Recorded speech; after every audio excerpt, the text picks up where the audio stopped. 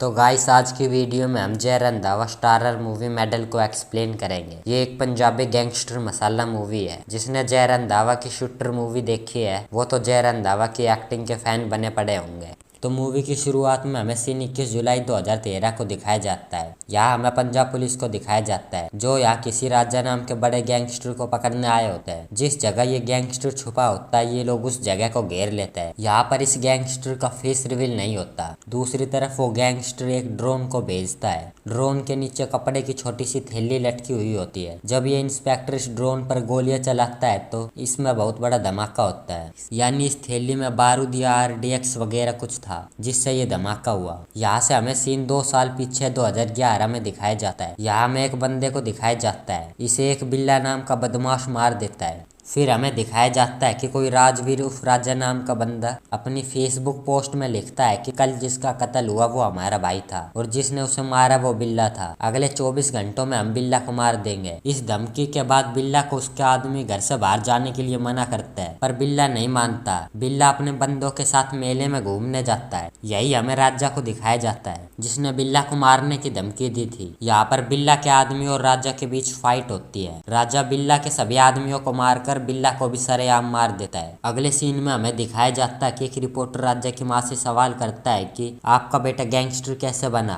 यहाँ राजा की माँ बोलती है कि वो कोई गैंगस्टर नहीं बल्कि एक चीता है। वो बिल्कुल एक चीता की तरह भागता है। ये रिपोर्टर ऐसे टेढ़े मेढ़े सवाल कर राजा की माँ को परेशान करता है। ये सब राजा भी टीवी पर देख रहा होता है। अब राजा इस रिपोर्टर को उठवा लेता है। ये रिपोर्टर बोलता है ये मेरी नौकरी है, मुझे ऐसे सवाल पूछने पड़ता है। राजा बोलता है अब अगर तू टाइम पे अपने घर ना पहुंचे तो इसमें तेरी माँ का क्या कसूर। राजा इसे थोड़ा समझाता है और फिर इसे अपनी गैंगस्टर बनने की बैक स्टोरी बताता है। सीन राजा के बचपन में शिफ्ट होता है। यहाँ से हम राजा की जगह राजवीर नाम से कहानी को आगे कंटिन्यू करेंगे क्योंकि इस कैरेक्टर का नाम आगे जाकर राजा पड़ा था। यहाँ हमें पता चलता है कि राजवीर दौड़ने का काफी शौकीन होता है। राजवीर का सपना होता है कि वो नेशनल दौड़कर मेडल जीते। यही गांव में एक छोटी सी रेस होती है जिसमें राजवीर भी भाग लेता है। बीच रेस में राजवीर का जूता नीचे से फट जाता है। फिर भी राजवीर हार नहीं मानता और उल्टा दौड़ता है और उल्टा दौड़ते वक्त राजवीर गिर जाता है और राजवीर के कानों से खून आने लगता है। राजवीर के मम्मी पापा उसे डॉक्टर के पास ले जाते हैं। डॉक्टर इन्हें बताता है कि इसे सुनाई तो नहीं देगा लेकिन ये आंखों से लोगों की बातें पढ़ सकता है। फिर सीन कुछ सालों बाद पंचकुला के ताऊ देवीलाल स्पोर्ट्स कॉम्प्लेक्स में दिखाया जाता है। यहाँ हमें अंगद नाम के बंदे को दिखाया जाता है जो यहाँ की हर दौड़ में फर्स्ट आता है और अभी तक इसे कोई हरा नहीं सका। फिर हमें राजवीर को दिखाया जाता है जो मेडल जीतने का सपना लेकर यहाँ आता है। यहाँ राजवीर का एक दोस्त भी बन जाता है। फिर रुपिंदर नाम की एक सीनियर गर्ल और उसके साथी इन दोनों को अपने पास बुलाकर इनकी रैगिंग करता है। रुपिंदर इनसे स्पोर्ट्स के बारे में कुछ सवाल करती है। राजवीर इनके सवालों का सही जवाब देता है। फिर रुपिंदर इन्हें ग्राउंड के चक्कर लगाने को बोलती है। दौड़ते दौड़ते ये बंदा तो थक जाता है पर राजवीर बिना थके लगातार दौड़ता रहता है। रुपिंदर राजा से इम्प्रेस होती है। फिर रात को इन्हें अपना विरोधी अंगद मिलता है। अंगद इन्हें बोलता है कि तुम्हारी बस की बात नहीं है मेडल जीतना। फिर जवाब में ये लोग बोलता है कि वो तो फाइनल रेस में ही पता चलेगा। तभी यहाँ राजवीर भी आ जाता है। राजवीर अंगद के जूते देखकर खुश होता है और अंगद से जूतों के प्राइस पूछता है। अंगद बोलता है 2.5 लाख रुपए। साथ ही अंगद राजवीर के सस्ते जूतों का भी मजाक उड़ाता है जिस पर राजवीर बोलता है कोई नहीं, मेडल जीतकर मैं ये जूते खरीद लूंगा। अगली सुबह राजवीर अपनी प्रैक्टिस कर रहा होता है। तभी यहाँ रुपिंदर आती है और राजवीर के हाथ पर अपनी स्मार्ट वॉच बांध देती है और जब राजवीर की दौड़ पूरी होती है तो उससे वो घड़ी ले लेती है। रुपिंदर स्मार्ट वॉच में राजवीर के दौड़ शुरू करने से दौड़ खत्म करने तक का टाइम देखती है और इस टाइम के हिसाब से राजवीर ने काफी कम समय में अपनी दौड़ पूरी कर ली होती है। अगले दिन एक प्रैक्टिस मैच रेस होती है जिसमें रुपिंदर कोच को मना लेती है जिससे राजवीर को भी उस प्रैक्टिस मैच में दौड़ने का मौका मिलता है। यहाँ राजवीर को ये समझ नहीं आता कि दौड़ना कब है क्योंकि राजवीर को तो सुनाई नहीं देता। वह तो लोगों के मुंह की ओर देखकर उनकी बातें पढ़ता है। राजवीर अंगद की तरफ देखकर सोचता है जब अंगद भागेगा तब मैं भी भाग लूंगा। अब अंगद रेफरी के 3 बोलने के कुछ सेकंड रुककर भागता है। अंगद को लगता है लेट भागकर भी मैं ही जीतूंगा। राजवीर भी अंगद को देखकर उसके भागने पर ही भागता है और ये रेस राजवीर जीत जाता है। अंगद को ये देखकर झटका लगता है कि उसके सिवाय और कोई कैसे जीत सकता है। अब अंगद के लोग राजवीर के पास आकर बोलते हैं कि ये अच्छा नहीं किया तूने, तुझे बाद में देख लेंगे। फिर अंगद राजवीर पर नजर रखता है। जब राजवीर दौड़ता है तो अंगद उसकी रनिंग टाइमिंग चेक करता है और फिर दौड़कर अपनी रनिंग टाइमिंग चेक करता है तो अंगद को पता चलता है कि राजवीर उससे काफी तेज दौड़ता है। रात को रुपिंदर राजवीर को हेडफोन गिफ्ट करती है। यहीं पर राजवीर रुपिंदर को बताता है कि मुझे कानों से सुनाई नहीं देता, मैं लोगों के शब्दों को पढ़ता हूँ। अगली सुबह अंगद अपने दोस्तों के साथ पब से लौट रहा होता है। तभी वह रास्ते में राजवीर को देखता है जो इस वक्त भी दौड़ लगा रहा होता है। ये देखकर अंगद को बहुत गुस्सा आता है और अगले दिन रेस होती है जिसमें भी राजवीर जीत जाता है। जब ये बात अंगद के बाप को पता चलती है कि कोई दूसरा बंदा मैदान में आ गया है जो अंगद को हरा सकता है तो अंगद का बाप इसे बोलता है कि जब दुश्मन तगड़ा हो तो उसे यार बनाकर मारता है। अगले दिन अंगद अपने पंटरों को लेकर राजवीर के पास जाता है और इन्हें राजवीर को सॉरी बोलने के लिए बोलता है। अंगद बोलता है मैंने सुना है ये लोग तुम्हें परेशान कर रहे थे, इनकी तरफ से मैं तुमसे माफी मांगता हूँ। इन्हीं बातों से अंगद राजवीर से दोस्ती कर लेता है। अब ये साथ साथ प्रैक्टिस करता है। अंगद राजवीर को कमजोर करने के लिए दूध की जगह पेप्सी पीने को बोलता है, साथ ही फास्ट फूड ट्राई करने के लिए भी बोलता है। एक बार ये लोग ढाबे पर बैठे होते हैं। यहीं पर अंगद राजवीर को उसके मनपसंद शूज गिफ्ट करता है और बोलता है ये शूज तुम कल रेस के बाद ही पहनना, तुम्हें हमारी दोस्ती की कसम। फिर अंगद राजवीर को दारू ट्राई करने के लिए बोलता है। राजवीर मना करता है पर अंगद राजवीर को किसी तरह पिला देता है। अब पीने के बाद अंगद राजवीर को बोलता है कि मैं अपने ऊपर महीने के 3 लाख रुपए खर्च करता हूँ और तू दाल रोटी खाकर इतनी तेज कैसे भाग सकता है। अंगद के कई बार बोलने पर राजवीर बोलता है मुझे सुनाई नहीं दे रहा। राजवीर बोलता है मैं तुझे एक राज की बात बताता हूँ, तू किसी को बताना मत, मुझे कानों से सुनाई नहीं देता, मैं आंखों से लोगों की बातें पढ़कर समझता हूँ। अंगद इसे चेक करने के लिए अपने बंदे को राजवीर के पीछे गिलास फोड़ने को बोलता है। गिलास फोड़ने पर गिलास की आवाज का राजवीर पर कोई असर नहीं होता। अंगद समझ जाता है कि ये सच बोल रहा है। अब अंगद राजवीर को फंसाने के लिए एक चाल चलता है। अगले दिन स्पोर्ट्स टीम का प्रिंसिपल राजवीर को बुलाता है। इसे बताया जाता है कि राजवीर को सुनाई नहीं देता। ये पहले राजवीर से सवाल पूछता है तो राजवीर मुंह के बोल पढ़कर जवाब दे देता है। फिर ये राजवीर को उल्टा खड़ा होने के लिए बोलता है और राजवीर से स्पोर्ट्स रिलेटेड सवाल पूछता है। राजवीर दरवाजे के शीशे के जरिए इस सीनियर के बोल पढ़ लेता है और सही जवाब दे देता है और साथ ही सीनियर को बधाइयां भी देता है। ये राजवीर से बधाई का कारण पूछता है। राजवीर बोलता है कि आज आपके साथी की वाइफ का जन्मदिन है ना और आज उसे जल्दी घर जाना है। जब वो ये बातें कर रहा था तो मैंने सुन ली। अभी सीनियर को विश्वास हो जाता है कि इसे सब कुछ सुनाई देता है, पर असल में जब राजवीर दरवाजे की ओर मुंह कर खड़ा था तभी राजवीर ने इन लोगों की बातें भी पढ़ ली थी। बाहर ग्राउंड में राजवीर को अंगद मिलता है। राजवीर ये बात अंगद को भी बताता है। अगले दिन फाइनल रेस होती है। रेस में सबसे आगे राजवीर होता है। राजवीर रेस जीतने ही वाला होता है तभी कुछ पुलिस वाले आते हैं और राजवीर को मारने लगता है और बोलते हैं ये तेरे जूते है ना, इनमें से हमें ड्रग्स मिले है। ये वही जूते होते हैं जो अंगद ने राजवीर को गिफ्ट किए थे। तभी अंगद भी यहाँ आ जाता है और बोलता है मैंने कई बार इसे ड्रग्स बेचने से मना भी किया पर ये नहीं माना। राजवीर भी समझ जाता है कि ये सारी चालें अंगद की थी। अब राजवीर को जेल हो जाती है और अंगद रेस जीतकर मेडल पा लेता है। इधर जेल में किसी बिल्ला नाम के गुंडे का राज चलता है। राजवीर का यहाँ बिल्कुल मन नहीं लगता है। खाना खाते वक्त बिल्ला का एक बंदा सभी से रोटियां छीन लेता है। राजवीर भी से रोटियां देकर जाने लगता है। तभी से ये बंदा अपने पास बुलाता है और बताता है कि ये लोग इन रोटियों को ढाबों पर बेचता है। फिर राजवीर पानी पीने जाता है घड़े के पास। पीछे से ये बंदा आवाज देता है कि वहां मत जा, वो घड़ा बिल्ला का है, पर राजवीर को तो सुनाई नहीं देता और राजवीर पानी पीने वाला होता है। तभी यहाँ बिल्ला आ जाता है और राजवीर को मारता है। अगले दिन राजवीर से मिलने रुपिंदर और उसका दोस्त आता है। ये लोग राजवीर को बोलते हैं कि हम लोग जल्द ही तुझे यहाँ से बाहर निकाल लेंगे। इधर राजवीर के गाँव में लोग राजवीर के पिता को ताना देते हैं कि राजवीर ने तो जीत लिया गोल्ड मेडल। फिर राजवीर का पिता किसी तरह अपनी जमीन बेचकर राजवीर की बेल करवाता है। रास्ते में घर जाते वक्त राजवीर को अंगद दिखता है।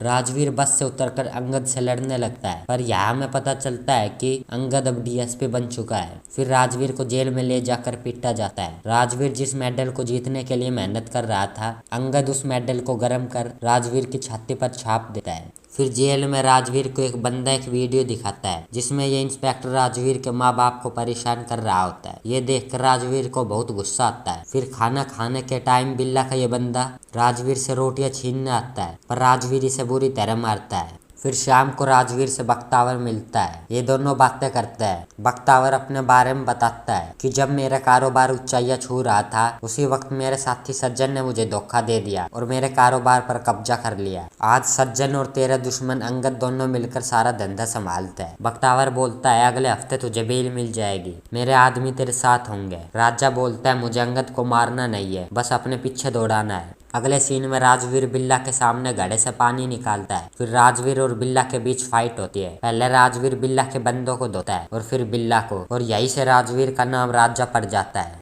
हफ्ते बाद राजा को बेल मिल जाती है। बाहर राजा को बख्तावर के आदमी मिलते हैं। ये लोग राजा को बख्तावर का कारोबार दिखाते हैं। तभी यहाँ सज्जन और उसका बेटा आ जाता है। यहाँ राजा और सज्जन के बीच थोड़ी डायलॉग बाजी होती है। रात को बख्तावर का आदमी राजा से बोलता है कि सज्जन ने तुझे अड्डे पर आकर माफी मांगने के लिए कहा है। राजा इस बंदे को अपनी कार में सज्जन के अड्डे पर लेकर जाता है। राजा कार को तेज स्पीड से चलाता है और सीधा कार को सज्जन के अड्डे पर खड़े खाली टैंकर में दे मारता है। यह राजा और सज्जन के गुंडों के बीच लड़ाई होती है। राजा सभी को निपटा कर आखिर में सज्जन के पास आता है। राजा सज्जन को बोलता है मैं तुझे 2 चांस देता हूँ फोन करने के, कोई तुझे बचा सकता है तो बचा ले। सज्जन अपने बेटे को फोन मिलाता है पर उसका बेटा अपनी मस्ती में होता है और फोन काट देता है। फिर सज्जन डीएसपी अंगद को फोन मिलाता है पर वो भी फोन नहीं उठाता। फिर राजा सज्जन को गोली मार देता है। अब सज्जन के मरने के बाद अंगद को पता चलती है तो वो सज्जन के कातिल का पता लगाने की कोशिश करता है पर अंगद को कुछ पता नहीं चलता। इसलिए राजा खुद ही अपनी फोटो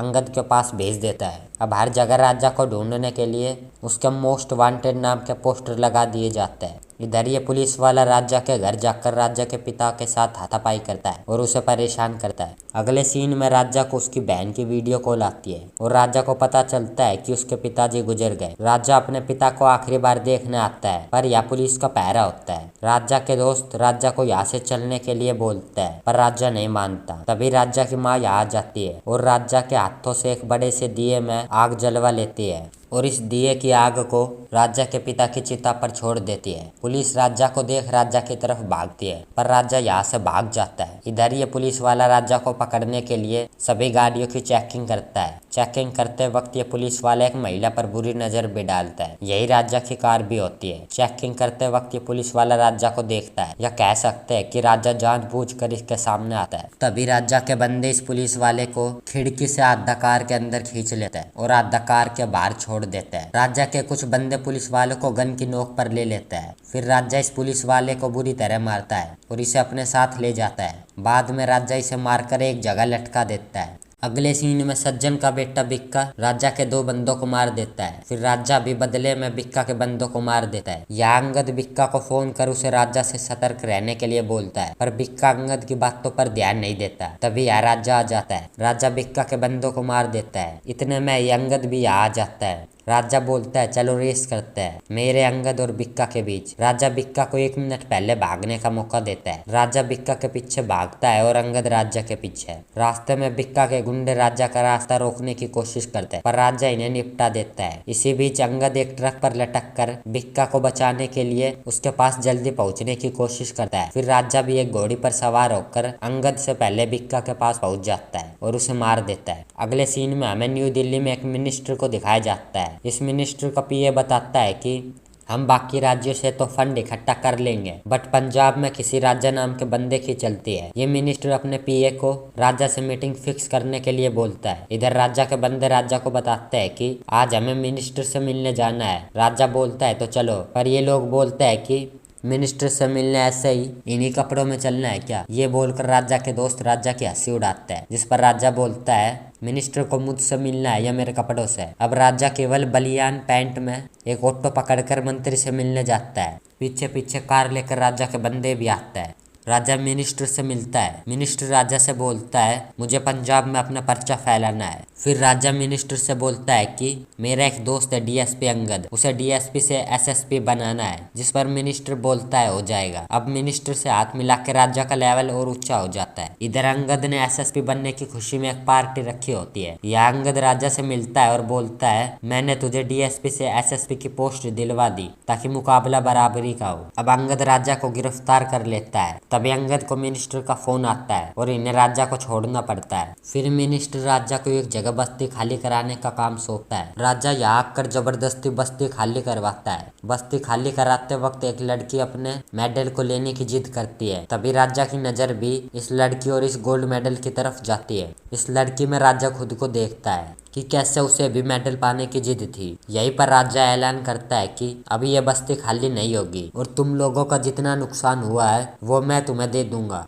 राजा बोलता है, असल में मुझे बताया गया था कि यहाँ से बच्चों को ड्रग्स बेचने के लिए भेजा जाता है। इधर मिनिस्टर को खबर लगती है कि राजा ने बस्ती खाली कराने से मना कर दिया। तभी यह राजा आता है और मिनिस्टर से बोलता है कि अब उस बस्ती को खाली कराने के बारे में सोचना भी मत। फिर यहाँ से सीन प्रेजेंट में आता है जहाँ राजा इस जर्नलिस्ट को अपनी कहानी बता रहा होता है। अपनी कहानी बताकर राजा इस जर्नलिस्ट को छोड़ देता है। तभी राजा के घर पर फायरिंग हो जाती है। फायरिंग के बाद राजा मिनिस्टर को कॉल करता है। मिनिस्टर राजा को धमकी देता है कि इस बार तो तू बच गया, अगली बार नहीं बचेगा। फिर एक बार मिनिस्टर किसी काम से बाहर जा रहा होता है। तभी इन्हें रास्ते में एक मशीन खड़ी मिलती है जिससे पूरा रास्ता जाम होता है। मिनिस्टर इस मशीन को देखने इसके पास जाता है। तभी ये मशीन चलने लग जाती है और फिर राजा की एंट्री होती है। मिनिस्टर अपने पीओ और कमांडो को बुलाता है पर ये लोग राजा का कुछ नहीं कर पाते और राजा मिनिस्टर को मार देता है। अब राजा के शूट एंड साइट के ऑर्डर दे दिए जाते हैं। हर तरफ राजा की खबर चल रही होती है। फिर राजा अपने दोस्तों के साथ थाईलैंड जाने का प्लान बनाता है जिसके लिए ये लोग एक जगह मिलता है। यहीं पर पुलिस इन्हें चारों तरफ से घेर लेती है और ये वही सीन होता है जो हमें मूवी की शुरुआत में दिखाया गया था। पुलिस राजा के एक बंदे को भी पकड़ लेती है और उसे मार देती है। राजा बताता है कि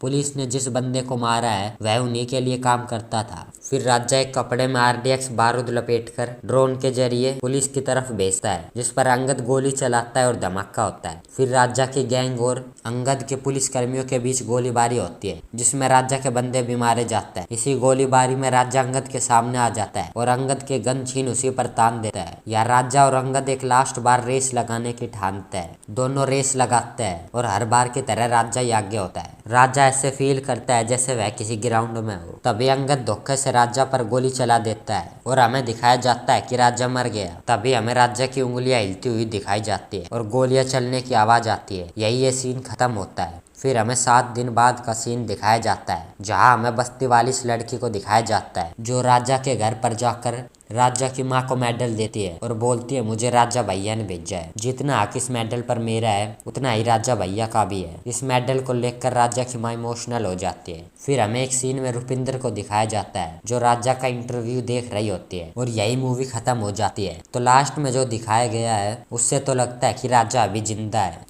तो गाइस आपको मूवी कैसी लगी मुझे कमेंट में बताना। तो चलिए मिलते हैं नेक्स्ट वीडियो में।